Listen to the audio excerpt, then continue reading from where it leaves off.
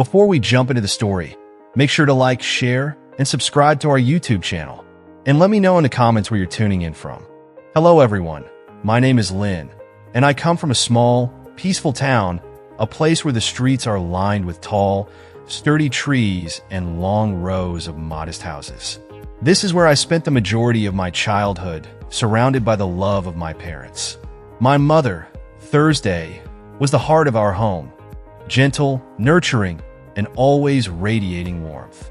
I still remember how, each morning, she would greet me with a soft smile while preparing breakfast in our small kitchen. Her days were filled with care, and she always made sure that everything in our home was just right. The scent of her cooking filled the house from dawn to dusk, and there was never a moment when her presence didn't make everything feel safe and comforting. My father, Min, was a man of few words, but his love for us was clear in everything he did. He was quiet and reserved, but he worked tirelessly to provide for the family. His devotion was evident in the way he took care of us. Even though he rarely spoke about his struggles, his actions spoke volumes. Our house was small and simple, but it was always filled with love, laughter, and an unspoken bond that held us together. My childhood was perfect, or at least it seemed so at the time. But then, when I was just 15 years old, my world came crashing down. My mother, the pillar of our family, fell ill suddenly. It was a sickness that took her away so quickly, so unexpectedly, that I couldn't even fully comprehend what was happening until it was too late. The house, once vibrant with the sounds of her laughter and warmth, now felt eerily quiet and empty. The loss left a hole in my heart that I could not fill, and I watched as my father, who had always been so strong, became a shadow of the man he once was. He was lonely, so lonely. The house that had once been our home now seemed to echo with the absence of my mother's presence. And no matter how hard we tried to carry on, we were no longer the same family. Each morning, I would go to school, and each night I would come home, but it never felt like the same place. The kitchen was still the same, the meals were still the same, but the warmth was gone. It felt like there was a distance between my father and me, a distance that seemed wider than the physical space between us in that little house. We tried to continue to live as we always had, but everything had changed. Then, when I was 18, my father remarried. I knew it was inevitable, that he deserved happiness, but I couldn't shake the feeling of shock and discomfort. His new wife, Lon, was a kind and gentle woman, but to me, she was a stranger, someone who was suddenly a part of our lives. With her came her son, Vin, who was only a year younger than I was. This new reality felt like an invasion, as if my carefully constructed world was being upended once again. I tried to adjust, to accept the changes, but it wasn't easy. My father was happy, and I knew that he was entitled to that happiness, but the feeling of being displaced lingered. At first, everything felt strange. I had to figure out how to fit into this new family dynamic and how to embrace a new mother and a new brother. Vin was quiet, just as I was. I could tell that he, too, was adjusting to the new situation. But despite his calm demeanor, there was an awkwardness between us. It wasn't that he did anything to make me uncomfortable. On the contrary, he was kind, but it was the tension of newness, of change that I couldn't shake. For a long time, I felt like an outsider in my own home, trying to navigate this new family structure and figure out where I fit in.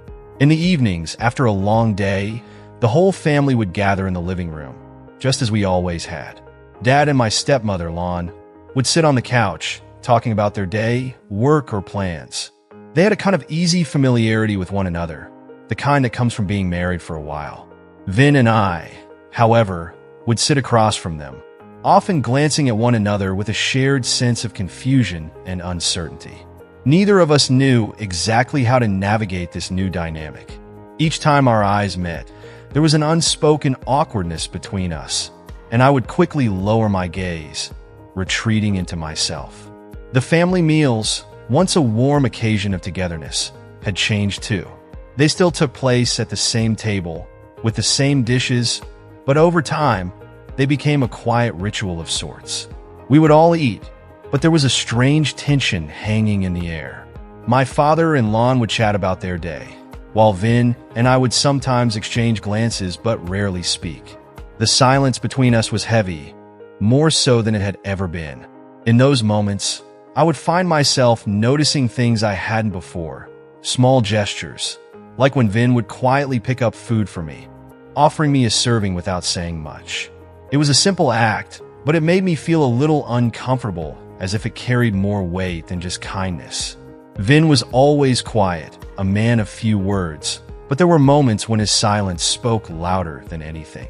Sometimes I would catch him looking at me for a bit longer than I expected, his gaze lingering just a little too long. I would wonder if I was overthinking it, or if this was simply the behavior of a younger brother trying to bond with his new older sister. But as time passed, there was no denying it. The subtle tension between us grew, and we both seemed to feel it. Neither of us spoke of it, but it was always there, hanging between us, unacknowledged yet undeniable. What once should have been a simple, sisterly bond was becoming increasingly hard to distinguish from something else. I began to feel things I didn't understand. At times, when Vin was near me, I would notice my heartbeat quicken and my breath caught in my throat. It terrified me, and I hated that I was feeling this way. I hated that I had started to think of him as more than just a brother. That uncomfortable sensation weighed heavily on me, and I tried to push it away, telling myself that it was just my imagination and that it would pass. One evening, late at night, I was in my room, reading a book, when I heard the soft sound of footsteps in the hallway. It was Vin, sneaking into my room as he sometimes did.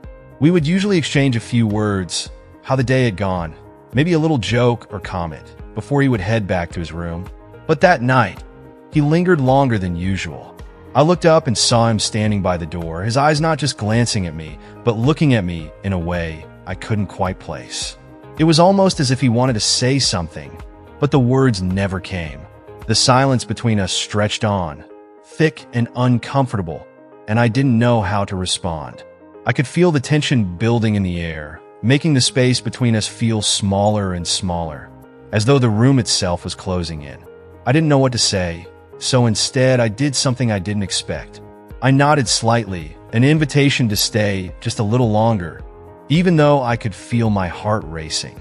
He sat down on the edge of my bed, and for a few moments we just sat there in the dim light of my room, not speaking.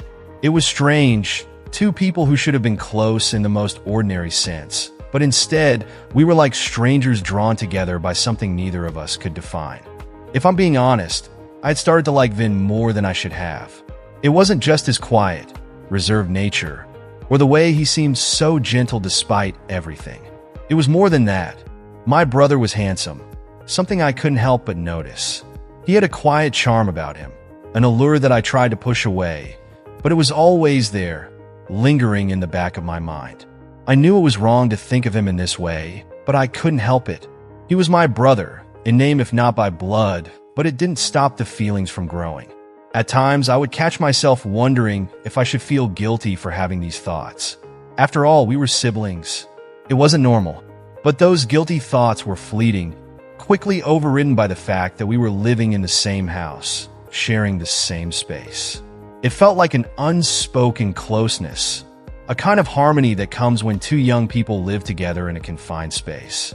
We slept in separate rooms, but they were so close, both on the second floor, while my father and Lon slept on the first floor. That proximity, though practical, sometimes led to awkward situations. Moments when the lines between brother and sister seemed to blur just a little too much. Vin and I were both at a pivotal moment in our lives, each standing on the edge of a new chapter. I had just entered my first year of college, navigating the complexities of adulthood and newfound independence, while Vin, only a year younger, was finishing his last year of high school, buried in preparations for the looming pressure of final exams. Our lives were in flux, each of us trying to adjust to new routines, new responsibilities, and the inevitable changes that came with them. Yet, despite the parallel paths we were walking, an undeniable tension hung between us, something neither of us could easily understand or articulate. If you're still tuned into this video and find the story inspiring, drop a 1 in the comments to let me know you're still with me. There were evenings after long days of schoolwork, when we would find ourselves sitting side by side on the sofa in the living room. The soft glow of the TV screen lit the room, casting a muted warmth around us. Yet the silence between us felt heavy and awkward, both of us unsure of how to bridge the space that had grown between us. We were not talking, not laughing as we once had. The air was thick with an unspoken tension, the kind that filled the gaps where words once easily flowed. The feelings I had for Vin were far from what one might expect between siblings. It was something deeper, more complex, a confusing mixture of affection and longing that went beyond the boundaries of family love. Every time he was near, my heart raced in a way I couldn't explain, and though it disturbed me, I couldn't ignore it. It was on one such evening, when our paths crossed on the stairs, that everything shifted. Our eyes met, and in that brief moment, there was something in Vin's gaze that spoke volumes. It was as if the weight of everything unspoken between us suddenly became clear in his eyes. It was a strange, charged moment, almost like a silent acknowledgement of the tension that had been building between us for weeks. The evening was peaceful, like any other, the quiet hum of the house around us. Yet I felt something change. I knew, deep down, that this night would not end like the others. Our parents had gone away for a short trip, leaving Vin and me alone in the house for 5 days. At first, we were both relieved at the prospect of having the house to ourselves, free from the watchful eyes of our parents, thinking it would be a time to relax and unwind.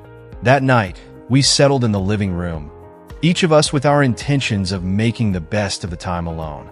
We picked a romantic movie, one neither of us had much interest in, but it was something to pass the time.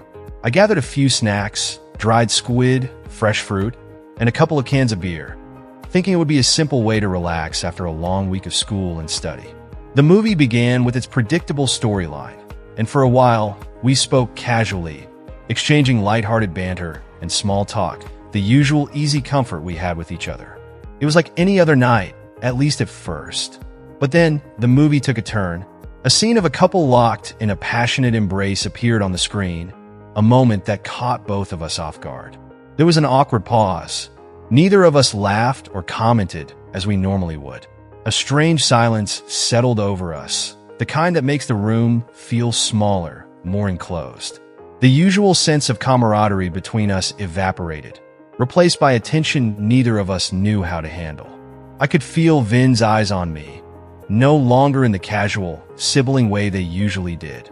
There was something different in his gaze, something charged, and it made my heart beat faster in my chest. My body reacted in a way I couldn't explain, a rush of heat spreading through me as I clutched my beer can tighter, trying to maintain some semblance of control. Before I could even process what was happening, Vin moved toward me. His embrace was sudden, strong, and overwhelming. His arms wrapped around me with a force that left no room for resistance. His lips found mine in a kiss that was urgent and desperate, as though everything we had been holding back had finally come to the surface. I was stunned, my mind racing, trying to make sense of what was unfolding, but my body, in contrast, seemed to know exactly what to do. My heart was in turmoil, my thoughts scattered, but there was an undeniable pull, a force that drew me closer. It felt as though the world had stopped at that moment, leaving only the two of us, tangled in emotions we weren't ready to face, but couldn't escape from either. We had crossed the invisible line that separated sisterly affection from something far deeper, and it happened right there, in the darkness of that quiet room. That night ceased to be just another ordinary night. It became a profound moment, a defining event that I knew would mark the end of one chapter and the beginning of another.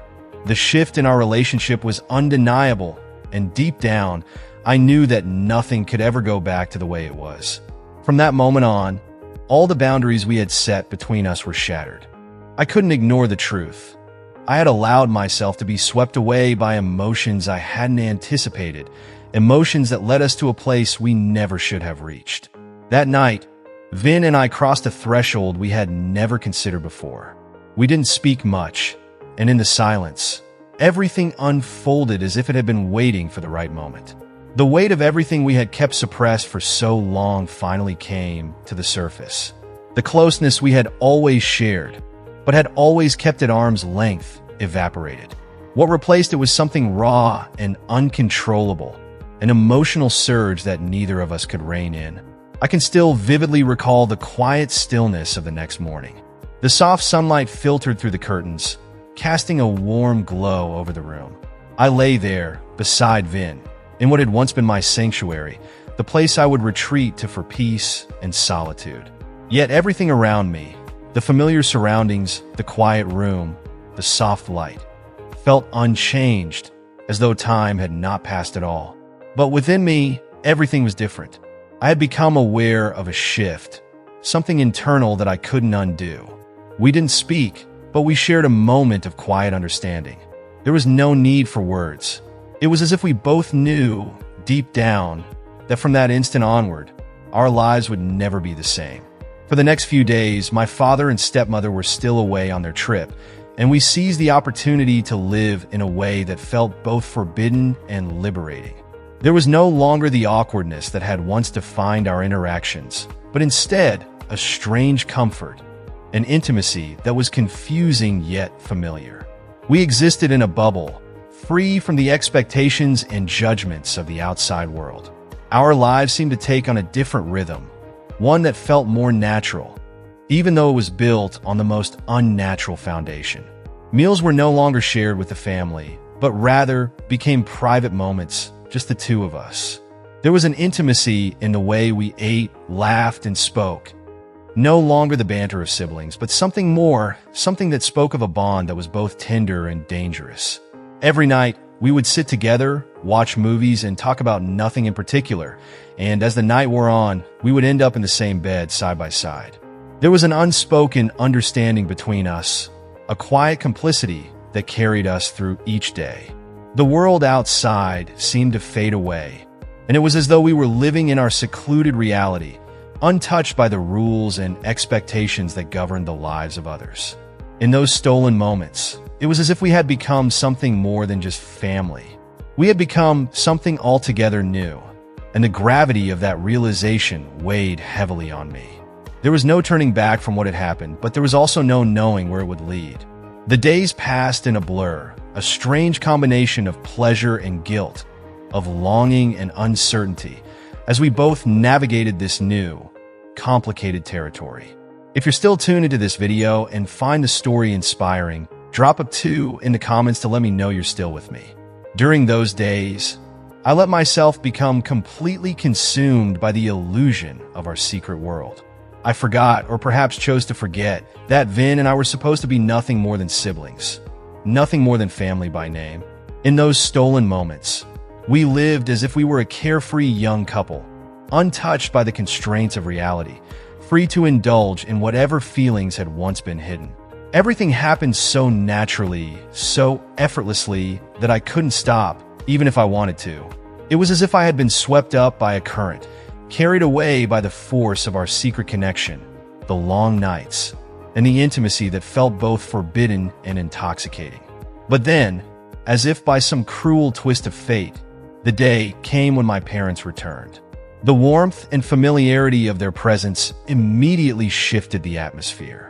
As soon as they entered the house, everything returned to its previous state of normalcy. Vin and I fell back into our roles as siblings, as if nothing had happened, as if the world hadn't just shifted beneath our feet. We acted as though every shared glance, every touch, every stolen moment was nothing more than a fleeting dream, a product of some passing madness that had no place in the real world. My parents didn't notice anything amiss. They smiled and chatted about their travels, their stories filling the house with a kind of comfortable noise that made everything feel like it was as it should be. And yet, Vin and I sat there silently, exchanging fleeting glances, knowing that the secret we shared would have to remain locked away, hidden forever. In the months that followed, Vin and I continued, living a dual existence. On the surface, we were just siblings, going through the motions of daily life as though nothing had changed. But beneath the facade, our secret relationship continued to thrive, growing in ways that were both thrilling and terrifying. Those quiet, sneaky moments, the long sleepless nights, became a routine we couldn't break. Whenever my parents would retire for the night or leave the house for errands, Vin would slip into my room as if he belonged there, as if nothing could stop us from being together.